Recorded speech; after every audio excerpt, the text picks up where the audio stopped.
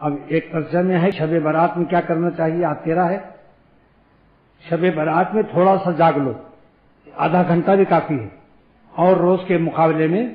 آدھا گھنٹہ چند رکعت پڑھ لو نفلیں، اور کچھ تلاوت کر لو، کچھ اللہ اللہ کر لو، کچھ توبہ قلہ کر لو،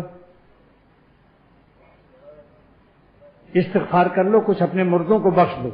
قبرستان جانا پوری زندگی میں ایک دفعہ ثابت ہے حضور صلی اللہ تعالی وسلم سے، لیکن اس زمانے میں قبرستان میں خواتین بے پردہ جاتی ہیں، چراغاں ہوتے ہیں، روشنیاں ہوتی ہیں، لہذا نظر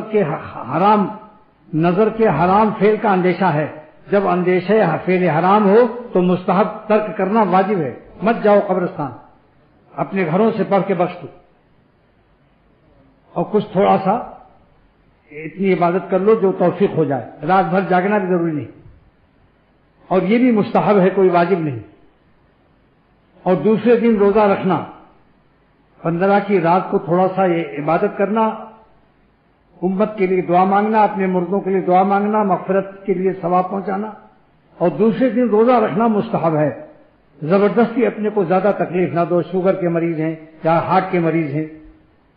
تو تکلیف زیادہ نہ اٹھاؤ، آسانی ہو سکے تو رکھ لو، ورنہ کوئی ضروری نہیں۔